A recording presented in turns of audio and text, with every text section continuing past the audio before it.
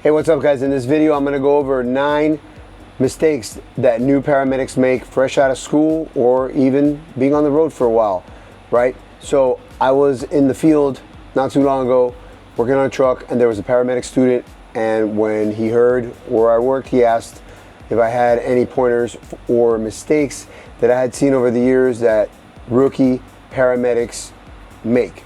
And I had some that I added here, and I asked other medics, and I made phone calls, I asked the guys at the station, and I come up with these 9, but these 9 are by no means an exhaustive list of rookie paramedic mistakes. So we're gonna start with the most benign to the more serious. So let's start with number 9. All right, number 9, trusting the handoff from the off-going crew. It's easy to forget stuff, especially if they've had a rough night, when they repack the bag or they repack the gear. We all want to be cool, but like we say, you can trust, but verify, because there's no better way to get burned than to think that you have something in the bag and you get a real call and it's not there. All right, so number 8 goes for EMTs, cops, paramedics, firefighters, and really all first responders, and that's don't tell a patient or a family member that everything is going to be okay and that their loved one is going to be just fine. Because the last thing you want is to tell them that, and then that person codes in the back of the truck on the way to the hospital or on the scene, and then you just basically lied to them and gave them false hope, right? So tell them that we're doing everything we can. Tell them that the hospital is going to do all that they can.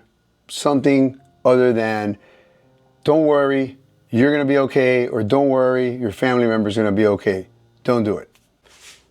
All right, number 7, and this is a real common one with new paramedics, and that's forgetting to remove the tourniquet off the patient after you start a line. And then if the patient has long sleeve pajama or something and it covers it up and you don't see it and you deliver him to the hospital like that, it's going to be pretty embarrassing. It could be very uncomfortable for the patient, and you can also cause an infiltration problem. So remember, take the tourniquet off. All right, continuing with IVs, and this is number 6, and it's a super common one, and I see it all the time with rookie paramedics. They spike a bag and they're trying to get the air bubbles out of the line, so they're looking for a trash can or somewhere. Obviously, I'm not talking about if you're out on the street or in a field or somewhere where you can just point the line onto the floor and drain it of all the air bubbles. But if you're in the back of the truck and you don't want to make a mess, because we don't want you to make a mess, or back here, obviously, you're going to spike the bag, flow the line, and take it up to the level of the bag. And those air bubbles will work their way up the line and out of the line, clearing the line for you, okay? You might have to bring it down. If you see, as you can see here, see if you can see it.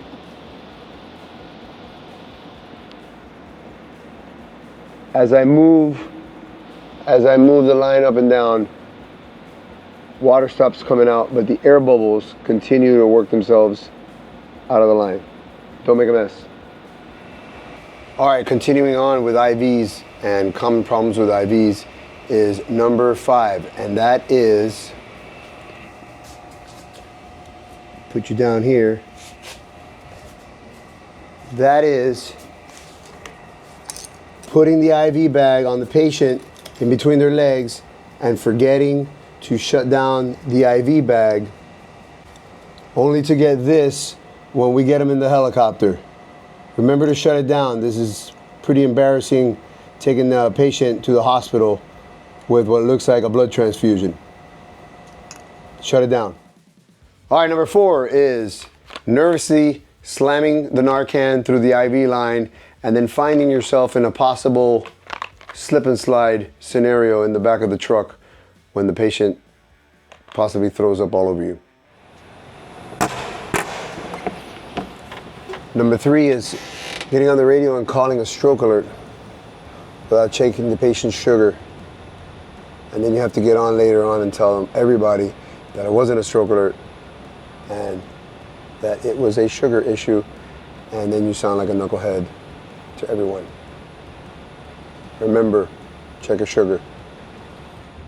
All right, so for number 2, we don't even carry this anymore, but I know some people still carry this out there, and that's the the big bone gun. So you have to look at this arrow and see where it's going. And I've heard this multiple stories. That one I've seen where the practitioner put it the wrong way and ended up with a nice large needle in the palm of their hand. This also goes for the EpiPen and EpiPen Junior. Take the time to see which way you are deploying it, and don't deploy it to yourself in the palm of your hand, because it'll be a bad day. And if it's Epi, well, you're gonna be very, very, very excited.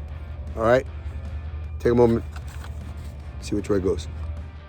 All right, and number one, and this is a pretty serious one, and that is forgetting to hit sync on the life pack when cardioverting. All right, so since you stayed this long, I got one more for you, and that is showing up on a call, multi-level structure like an apartment complex, and the call sounded like BS on the radio from whatever dispatch said. So you show up to the apartment or whatnot with just your boo-boo bag, and it's a full arrest. I promise you, you're only gonna do it one time and you'll never do it again. All right, remember, the time chooses you, so stay frosty. Till next time, peace.